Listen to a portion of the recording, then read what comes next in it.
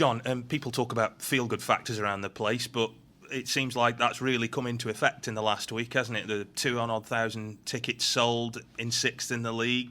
Is it fair to say things are looking quite good from your perspective as well? That's what results do, isn't it? Obviously, the results have gone really well for us the last 4 or 5 games.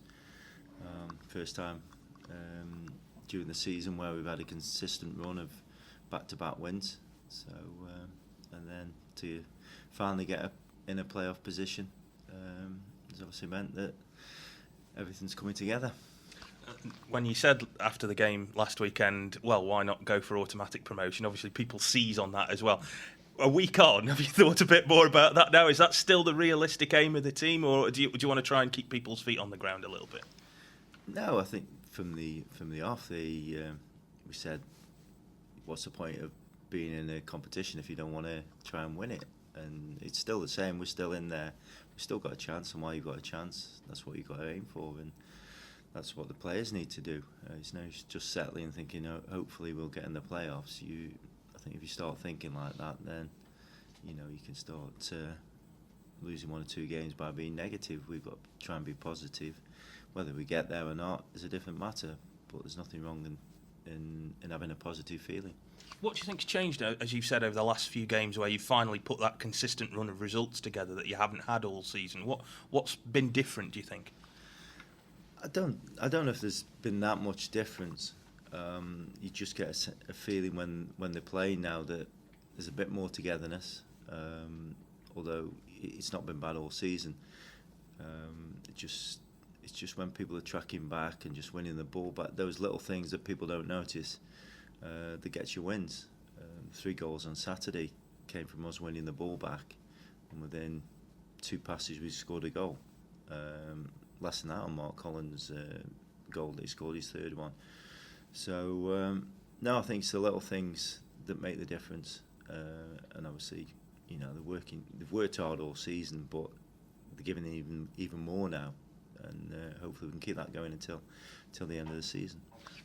I know at the start of the season you said you needed more goals in the team. I think was it something like 10 in your last 4 or something like that. But that obviously shows you've worked on that. And has that come from introducing different styles of play and the way you set up the team? No, not at all. I just think players are playing well. When players are confident, it brings out the best in them. But no, on Saturday there was, from 1 to 11, they all looked confident and they all played well. And because of that, obviously, you're going to create chances. And when they got into the positions, they put them away. So, who knows the secret? I think everybody's looking to know what the secret of winning games is. It's usually having the best players, but no, I think you start with hard work and organisation.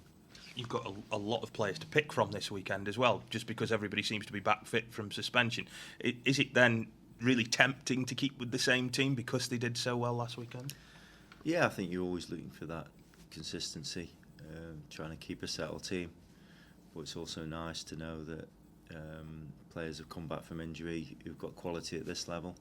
And if somebody is not playing particularly well, then you've got somebody to come in who you think could probably improve us. Is it difficult to keep some of those players happy? I'm thinking the Mannies and Jake Taylor when he's back up and running again, who've done well this season or in the past and now have got to work their way back in. How do you manage those type of players? If we're winning, then there's no arguments. If you're losing every week, then you've got players knocking on your door every day of the week. But we've done well over the season, so and say when somebody's got injured, somebody's come in and done well. So it's not too much of a problem when you're winning games. Nathan Smith at right back, I know, surprised a few people, but he did quite well. There might be cynics who might say, well, he's out of contract and you wanted to get him back in your team. Does that come into an effect when you are picking a team that there might be players who would benefit from being in the side? Not at all. I think if you start doing that, then you shouldn't be doing the job. No, Nathan played at fullback because I know that he's played there before. He was playing against Noble, who was a strong player, and I thought he was more suited for him to play there than than any of the others who were available, such as Will and Callum. But again, I think Nathan showed how he's improved this season. He's far better on the ball than people think. I think he's far better on the ball than he thinks, and that showed on Saturday. It must be difficult though, knowing that such a consistent player is out of contract at the end of the season, and you would obviously like to plan with him in your thoughts, wouldn't you? But you can't do that yet.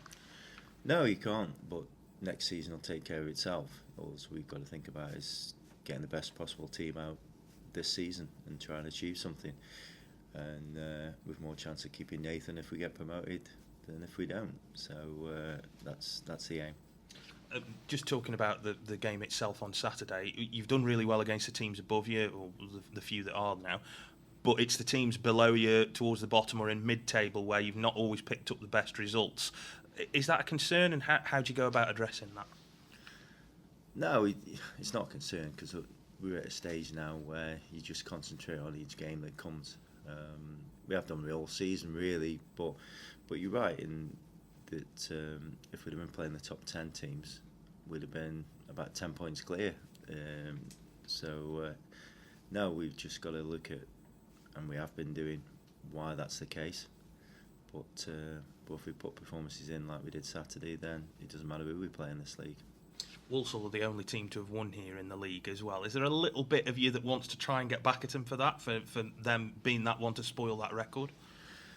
No, it's just from us. It's just looking to, get the 3 points. It doesn't matter who we're playing.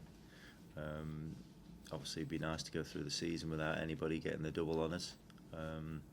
Walsall, I think, over the years have always been a bit of a bogey team for Vale.